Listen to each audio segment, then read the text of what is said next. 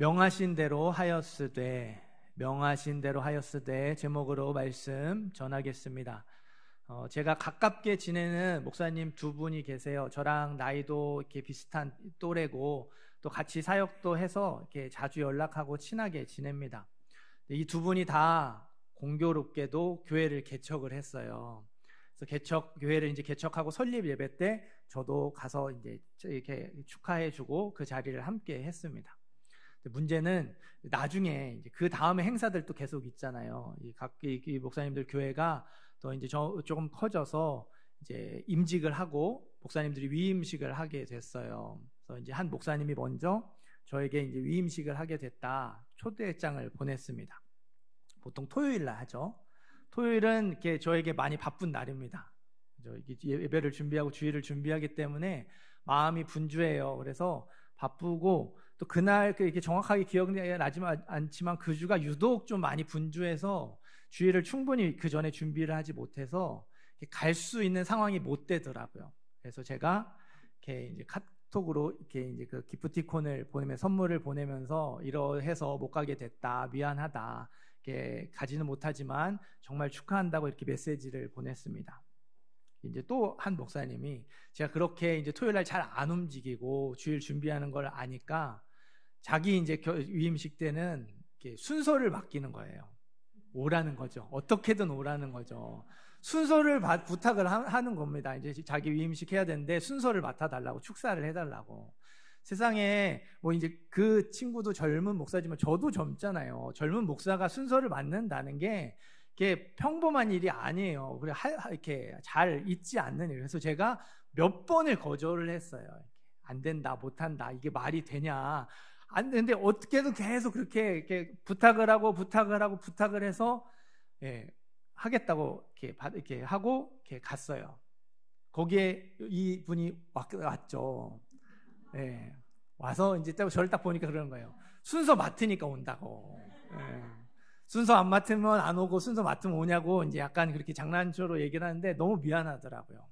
그러니까 사정이 있어서 못 온다라는 걸 알지만 또 그렇게 이제 초대했는데 오지 못했던 것들에 대해 서운한 마음을 이야기하더라고요. 그래서 제가 그렇게 이제 사건을 계기로 그 이후로는 뭐 그게 어떤 초대든 간에 초대가 되면 최대한 시간들을 잘 조절하고 분배하고 또 아니면 정말 늦게 밤 새벽까지 이렇게 준비하는 한이 있더라도 잠깐이라도 가서 얼굴을 비치고 그렇게 오려고 노력을 하고 있어요.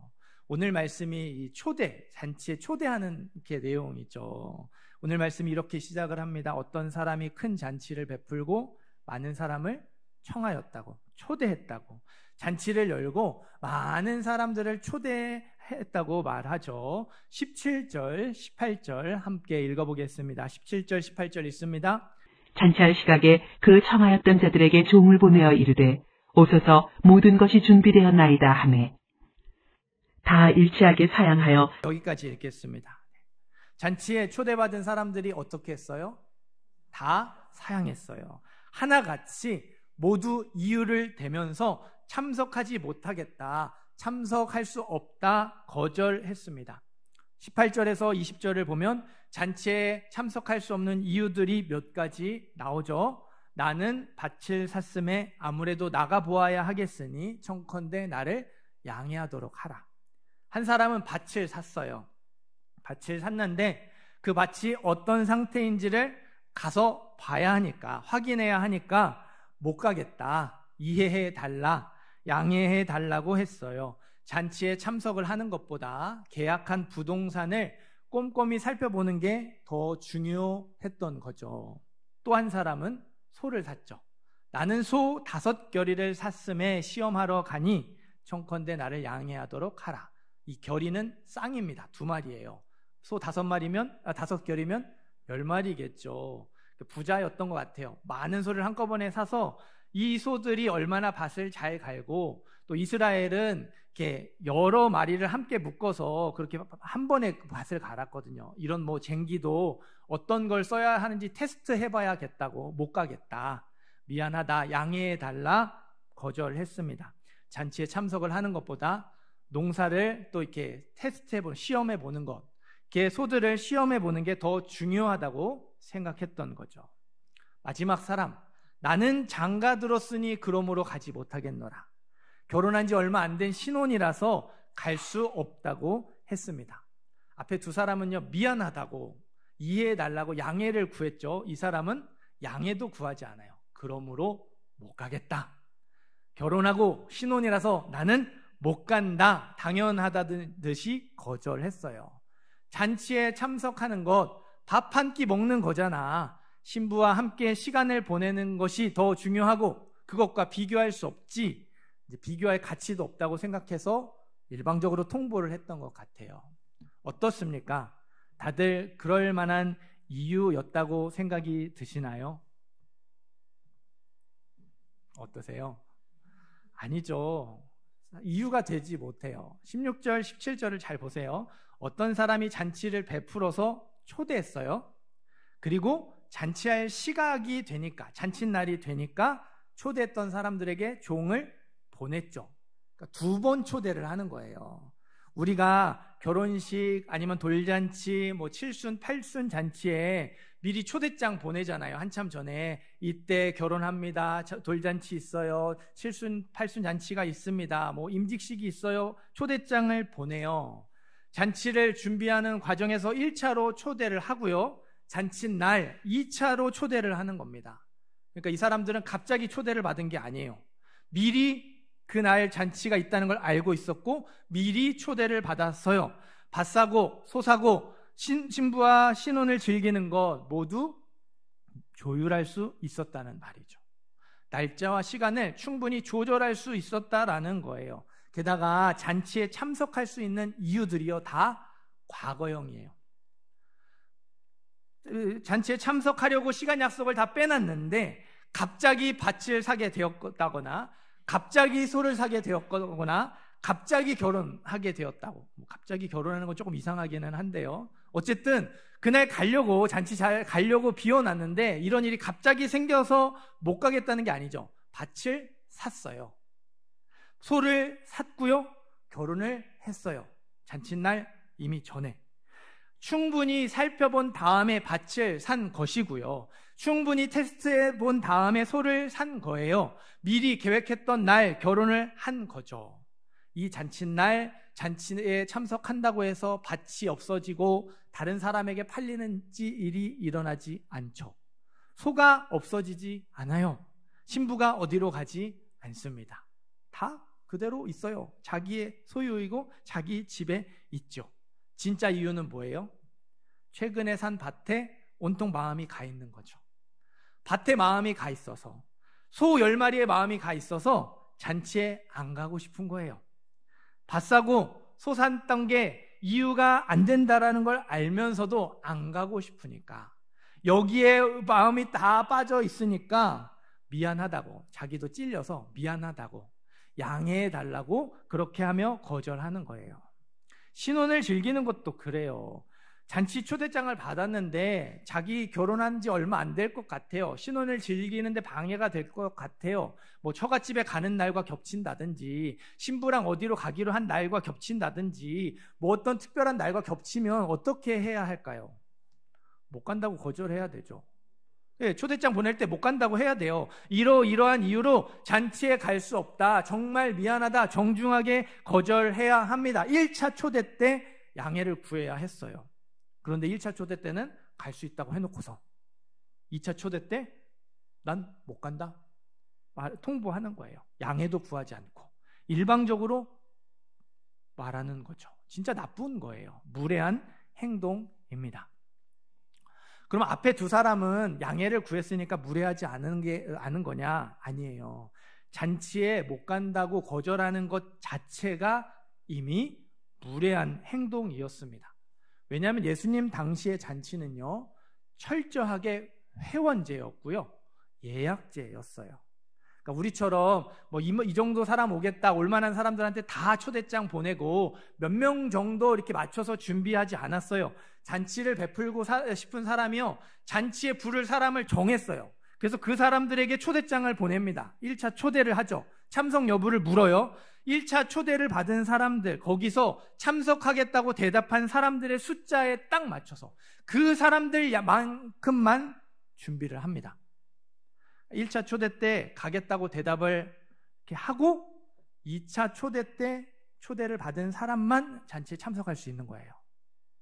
1차 초대 때 못 간다고 해놓고 중간에 마음이 바뀌어서 간다고 해서 이렇게 참석할 수 있는 게 아니었어요. 그때 잔치는 그랬습니다. 지금 잔치에 못 간다고 거절하는 사람들 어떤 사람들이에요? 2차 초대를 받는 사람들이에요.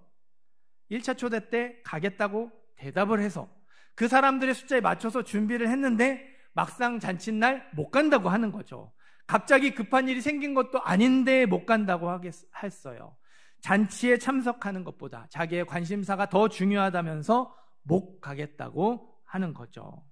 딱 맞춰서 준비한 것들이 다 쓸모없게 돼버렸어요. 오늘날 이런 걸 노쇼라고 하죠. 예약해놓고 직전에 취소해버리는 거. 그런 것과 똑같은 거예요. 거절하는 것 자체가 이미 무례한 행동이었어요. 21절 읽어보겠습니다. 21절 읽습니다. 종이 돌아와 주인에게 그대로 고하니 이에 집주인이 노하여 그 종에게 이르되 빨리 시내의 거리와 골목으로 나가서 가난한 자들과 몸 불편한 자들과 맹인들과 저는 자들을 데려오라 하니라. 아멘. 주인이 머리끝까지 화가 났죠. 그럴 만도 해요. 저라도 이렇게 반응을 했다면 화가 많이 났을 것 같아요. 다시는 그 사람 안 본다 하는 마음이 생겼을 것 같습니다. 하지만 준비해 놓은 거 어떡합니까? 버릴 수 없잖아요. 잔치를 진행하기로 했어요. 빈 자리 채우기로 했습니다. 종들에게요, 도시 곳곳을 돌아다니면서 가난한 사람들, 병든 사람들, 장애가 있는 사람들을 데리고 오라고 했어요. 잔치가 있다는 걸 알고 있고 잔치에 오고 싶은데 못 오는 사람들을 다 불렀습니다. 꽤 많은 사람들이 자리를 채웠죠. 먹고 마시며 즐거워했어요. 주인에게 감사의 인사를 연신 건넸습니다. 종이 이르되 주인이여 명하신 대로 하였으되 아직도 자리가 있나이다. 그렇게 사람들을 채웠는데도, 오고 싶은 사람들로 이렇게 그 자리를 채웠는데도 빈자리가 있었어요. 23절 읽겠습니다. 23절 읽습니다. 주인이 종에게 이르되 길과 산울타리가로 나가서 사람을 강권하여 데려다가 내 집을 채우라. 아멘. 길과 산울타리가 도시 밖입니다. 이번에는 주인이요, 도시 밖으로 종들을 보냈어요. 도시 밖으로 나가서 만나는 사람들을 강권하여 데리고 와라. 강권하여 데려오라는 거는요, 억지로 데리고 와라, 끌고 와라, 억지로 끌고 와라는 뜻이 아니에요. 강력하게 권하다. 일의 자초지종을 잘 설명하고 그 사람을 설득해서, 강하게 설득해서, 최대한 설득해서 데려오라는 뜻이에요. 생각해 보세요. 종이 도시 밖으로 나가서 사람들을 만나는데 어떤 사람들을 만나겠습니까? 10중 8구 여행객을 만나거나 상인들을 만날 거예요. 자기보다 신분이 높은 사람들을 만날 겁니다. 종이 자기보다 신분이 높은 사람을 억지로 데려올 수 없죠. 일이 이러저러 하니까 자리를 채워주십시오. 잔치에 와주세요. 정중하게 부탁할 수밖에 없어요. 간곡하게 요청할 수밖에 없습니다.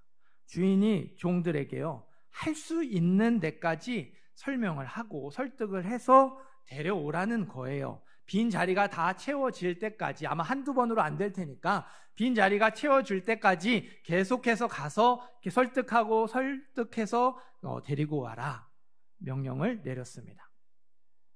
잔치를 베푼 사람, 주인은 하나님이죠. 잔치는 천국 잔치입니다. 예수 믿고 구원받는 것을 뜻해요. 많은 사람들이 이 천국의 잔치, 구원의 길로 초대를 받았습니다. 지금도 초대를 받고 있어요. 하나님의 초대를 이런저런 이유로 거절하는 사람들이 있죠. 흔쾌히 따라와서 구원을 받는 사람들도 있습니다. 강권해야 하는 사람들, 설명해야 하고 설득해야 하는 사람들, 이게 막 어떻게든 애를 쓰고 이렇게 힘을 쓰고 노력하는, 수고하는 과정이 필요한 사람들도 있어요. 우리가 전도를 어려워하는 이유도 여기에 있다고 생각이 들어요. 우리가 초대했을 때, 전도했을 때 흔쾌히 따라오는 사람 거의 없죠. 이런저런 이유로 거절하는 사람들이 대부분이에요. 설명을 하고 설득을 해도, 공을 들여도 꿈쩍하지 않는 사람들 대부분입니다. 10번 찍어 안 넘어가는 나무 없다는데 10번 찍어도 안 넘어가요. 정말 꿈쩍도 안 하죠. 어떤 목사님은요, 전도를 이렇게 비유하셨어요. 절벽 끄트머리에 이제 막 걸음마를 시작한 아기가 서 있는 것과 똑같다고. 그 아이 가만두면 안 되죠. 빨리 데리고 와야 돼요. 그래서 아이한테 위험하니까 이리고 오라고 해도 애가 알아듣습니까? 그래서 위험해라고 큰 소리 쳤다가 그 아이가 깜짝 놀라서 이렇게 떨어질 수 있잖아요. 절벽 아래로.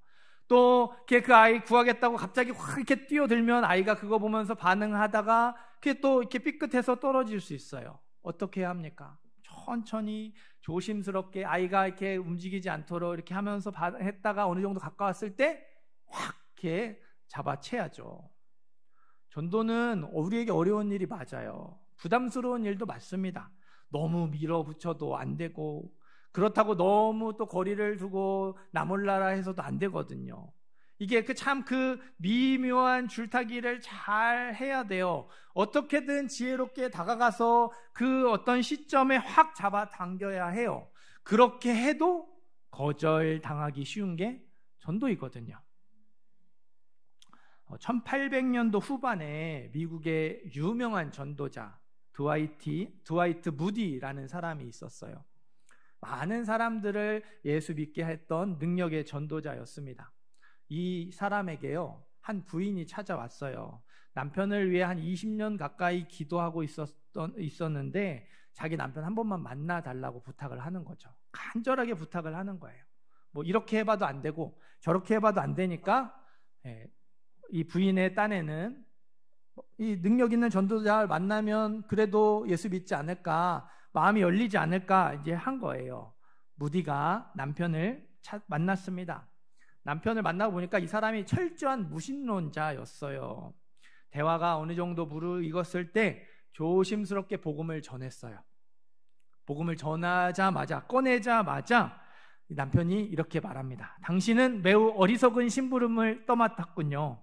아무 소용없습니다. 나에게는 전혀 통하지 않아요. 그런 건 아예 믿지 않습니다. 딱 잘라 말했어요. 거절을 한 거예요. 도저히 틈이 보이지 않았어요. 무디는요, 더 이상 대화를 이어가는 게 무의미하다는 생각이 들었어요. 그래서 제가 선생님을 위해 기도하겠습니다. 한 가지 부탁을 드릴게요. 만일 선생님이 주께로 돌아오게 되시면, 교회를 가게 되시면 그 사실을 제게 알려주십시오. 기도할 테니까 언제가 되었든 교회에 나가게 되면 그걸 알려달라고 이야기하는 거죠. 기도하겠다. 그때까지 기도하겠다라고 이제 이렇게 여운을 남기는 거예요. 남편이 그럼요. 알려드릴게요. 비꼬듯이 말했어요. 보기 좋게 거절을 당한 겁니다. 부인이 생각했던 최후의 방법마저 실패로 돌아가고 말았어요. 능력 있는 전도자 보기 좋게 거절당했습니다. 너무 옛날 사람의 예를 들어서 1800년도 사람이니 언제적 사람이에요. 별로 공감을 못 하시는 것 같아요. 아주 최근의 사람의 예를 들겠습니다. 시골 목사 전원 일기 이 다큐멘터리가 있는데 이걸로 알려진 최기수 목사님의 20대 시절 이야기예요. 이제 20대 이분이 20대 때 목사님 20대 때는 이제 목회가 아니라 직장 생활을 하는 평범한 이렇게 성도였다고 해요. 회사 기숙사에서 생활을 하고 있었는데 1년 넘게 방을 같이 쓰던 친구가 저녁마다 어디로 막 사라지는 거예요. 들어오는 시간이 점점 늦어지고 심지어는 새벽에 들어올 때도 있었습니다. 궁금하잖아요. 저녁마다 어디 가냐고 물어봤어요. 뜻밖의 대답이 들려왔어요. 나 교회 가서 기도하고 왔어. 교회를 한 번도 안 가본 친구였거든요. 근데 무슨 일인지를 들어보니까 견딜 수 없이 괴로워서 교회 가서 기도한다는 거예요. 친구에게 동생 하나밖에 없는 동생이 있는데 백혈병으로 시한부 판정을 받았대요. 얼마나 괴롭습니까? 술도 마셔보고 줄담배도 피워봤는데 이 마음이 달래지지 않는 거예요. 괴로운 마음이 떠나지 않는 거죠. 그렇게 괴로워서 길을 걷고 있는데 상가 2층에 교회 그 간판 십자가가 눈에 들어왔대요. 또 그걸 올라가 봤대요. 보통 상가 건물 교회에 있으면 잘 안 가거든요. 근데 마음이 동했는지 올라갔는데 마침 또 문이 열려 있었대요. 들어가서 앉으니까 눈물이 그렇게 나오더래요. 한참을 울고 나니까 마음이 조금 풀리는 것 같아서. 그 이후로는 매일 밤에 교회 가서 혼자 울고 온다는 거예요. 그렇게라도 하니까 살겠다고 이제 이 친구가 이야기를 했습니다. 목사님이 친구의 이야기를 듣고요, 너무 부끄러웠대요. 자기는 어려서부터 예수 믿고 신앙생활을 했는데 친구들에게 자기 교회 다닌다고, 예수 믿는다고 한 번도 얘기해 본 적이 없대요. 철저하게 숨기고 믿지 않는 친구들보다 더 세속적으로 살았대요. 지금도 회사 기숙사에 있다는 핑계로 교회 안 가고 있었거든요. 신앙생활 안 하고 있었어요. 근데 이 친구가 자기 괴로운 마음에 교회 가서 울고 온다는 게 너무 찔려서 부끄러운 마음에 고백을 했답니다. 사실 나 교회 다녀. 친구가 내색은 안 하지만 놀라는 눈치였대요. 아무리 봐도 친구 눈에 보기에도 이 목사님이 교회 다니는 사람 같지 않았다라는 거죠. 내일부터 그 교회 같이 가서 동생을 위해 같이 기도하자, 친구와 함께 기도하기로 약속을 했습니다. 몇 달이 흘렀어요. 친구의 동생이 기적적으로 낫는 일은 일어나지 않았습니다. 하나님이 그 생명을 거두어 가셨어요. 그러나 친구는요, 동생의 죽음을 담담히 맞을 수 있었답니다. 죽음이 끝이 아니고 천국에서 다시 만날 수 있다는 소망이 생겼기 때문이죠. 아픈 기억이 될 수밖에 없는 일이었는데요, 그 일을 통해서 교회를 한 번도 안 가본 친구는 믿음을 가지게 되었고요, 이 목사님은 멈추었던 신앙생활을 다시 회복하게 되었어요.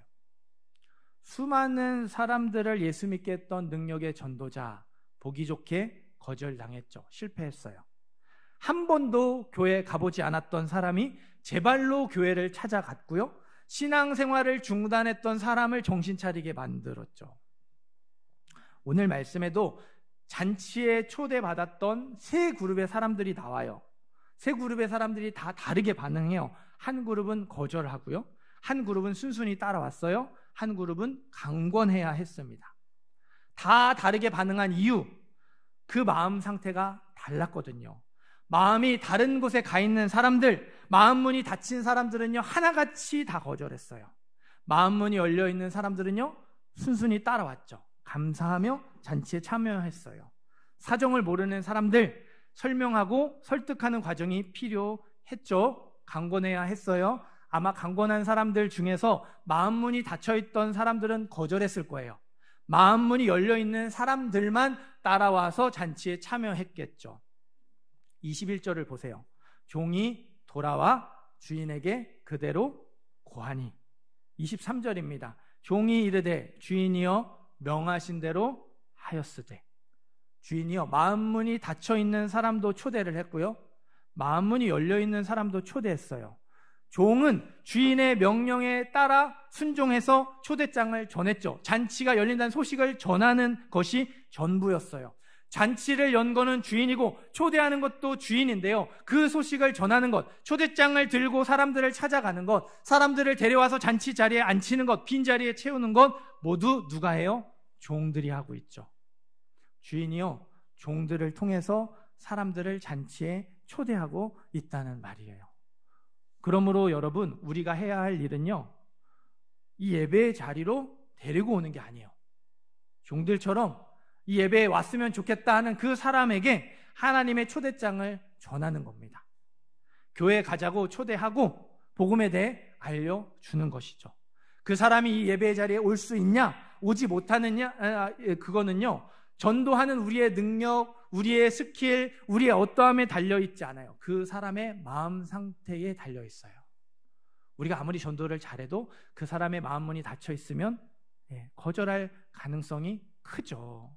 우리가 전도를 잘 못해도 그저 한마디 건넸을 뿐이라도 그 사람의 마음 문이 열려있으면 순순히 따라올 가능성이 큰 거예요. 꼭 기억하시기를 바라요. 전도하라는 명령에 순종하는 것이 우리가 해야 할 일입니다. 초대장을 전하는 것, 소식을 전하는 게 우리가 해야 할 일, 그게 우리의 영역이에요. 그 사람이 이 자리에 오는 것, 연도의 열매를 맺는 건 하나님의 영역, 하나님이 하셔야 할 일이죠. 하나님이 그 사람의 닫힌 마음을 열린 마음으로 바꾸어 주셔야 하고요, 가난한 마음으로 바꾸어 주셔야 해요. 말씀이 들려지게 해주셔야 하고 믿음이 생겨나게 해주셔야 해요. 하나님이 그 사람의 마음을 언제 어떻게 바꿔주실지 모르니까, 어떻게 역사하실지 모르니까 우리가 기회를 얻는 대로 계속해서 초대하는 것이고, 계속해서 복음을 전하는 것이고, 계속해서 기도하는 거예요. 24절도 읽어볼게요. 24절 읽습니다. 내가 너희에게 말하노니 전에 청하였던 그 사람들은 하나도 내 잔치를 맛보지 못하리라 하였다 하시니라. 아멘. 오늘 말씀에서는요, 이번의 초대가 마지막 초대였죠. 이번의 기회가 마지막 기회였습니다. 우리가 전교인 예배 회복, 교회 창립주일의 전교인 예배 회복의 날, VIP 초청의 날로 지켜요. 창립주일은 올해만 있지 않습니다. 내년 11월에 되면 또 창립주일이 돌아와요. 특별한 일정이 없는 한, 하나님이 특별하게 또 이렇게 제 마음에 이렇게 마음을 감동을 주시고 우리 교회를 다른 방향으로 이끌어 주시지 않는 한, 우리가 매해 그렇게 하나님 기뻐하시는 일들, 영혼 구원에 대한 일들, 전도에 대한 일들을 할 거예요. 그러니까 올해 아니어도 기회는 사실 계속 있어요. 여러분이 부담이 돼서 나는 하기 싫다 그러면 내년에 또 하시면 돼요. 그런데요, 누군가에게는요, 올해가 마지막 기회가 될 수 있다는 생각이 들었어요. 그러니까 제가 왜 그런 생각이 들었냐면요, 저희 아내 일 때문에 그랬어요. 저희 아내가 이렇게 이제 여기 자리에 계셨던 분들도 계실 텐데, 점심 먹는 중에 갑자기 배가 아파가지고 응급실을 갔죠. 응급실을 갔는데 보호자는 이렇게 아직도 그 병원은 코로나 이거를 엄격하게 이렇게 적용을 해서 보호자가 못 들어가요. 그러니까 저희 아내를 응급실로 이렇게 들여보내고 저는 대기실에서 그냥 이렇게 하염없이 기다릴 수밖에 없었어요. 한 2시간, 3시간 넘게 그냥 그 화면을 보면서 그냥 기다리는 게 전부였습니다. 한참 기다렸는데 수술해야 된대요. 그래서 응급실에서 이제 수술실 올라가는 그 사이에 잠깐 같이 있었습니다. 그리고 수술실 들어가고 저는 또 수술이 끝날 때까지 대기실에서 기다리고, 그리고 이제 수술이 끝나서 병실로 옮기는데 따라 들어가려고 하니까 간호사가 못 들어가게 막아요. 코로나 검사 안 했으니까 못 들어간대요. 요즘 병실에 그 입원실은 다 이렇게 그 스크린 도어처럼 이렇게 해놓잖아요. 거기서 딱 막더라고요. 그리고서는 저희 아내만 이렇게 침대로 이렇게 쭉 가고 저는 그냥 이렇게 들어가는 걸 보는 거예요. 전화하라고, 전화로 통화하라고. 그러니까 제대로 인사도 못하고 어떻게 됐는지 얘기도 듣지 못하고 그냥 그렇게 집으로 돌아와야 했어요. 집으로 이렇게 갑자기 병원에 응급실 갔다가 그냥 앉아서 기다리다가 그렇게 한 거죠. 정말 기분이 묘하더라고요. 이렇게 돌아오면서 이렇게 드는 무슨 생각이 들었냐면, 이렇게 마지막일 수 있겠구나. 이렇게 진짜 마지막으로 헤어지는 순간이 이렇게 찾아올 수 있겠구나. 이게 생각이 들더라고요. 그러니까 우리 애는 그래 다음에 또 하면 되지. 그래 이번에 안 되면 다음에 하면 되지. 나도 별로 하고 싶지 않고 마음도 안 생기는데 안 될 것 같은데 이렇게 다음에 하자. 다음으로 우리가 미루는데요. 그 다음이 없을 수도 있다는 거죠. 사랑하는 성도 여러분, 거절의 반응을 두려워하지 마셨으면 좋겠어요. 강권의 반응에 낙심하지 않으셨으면 좋겠습니다. 우리는요, 마지막 기회가 언제일지 모르잖아요. 계속해서 영혼을 위해 기도해야 합니다. 계속해서 초대해야 되고요. 계속해서 복음을 전해야 돼요. 거절을 당한다 할지라도. 그렇게 해야 돼요. 계속해서 영혼을 위해 기도하는 저와 여러분이 되기를 간절히 소망합니다. 계속해서 초대하고 거절당할지라도 또 기회를 봐 복음을 전하는 저와 여러분이 되기를 간절히 소망합니다. 조지 뮬러, 자꾸 외국 사람 예를 들어서 죄송한데요, 5만 번 기도 응답을 받은 능력의 기도자, 정말 대단한 기도자였습니다. 5만 번, 어마어마한 숫자죠.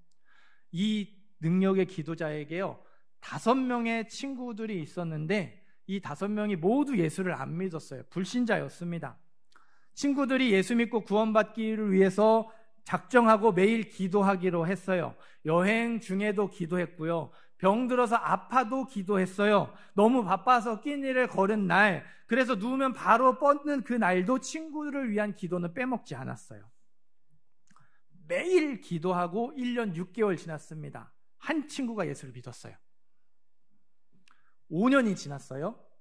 또 한 친구가 예수를 믿었어요. 2명이 예수를 믿었죠. 세 번째 친구는요, 수월하게.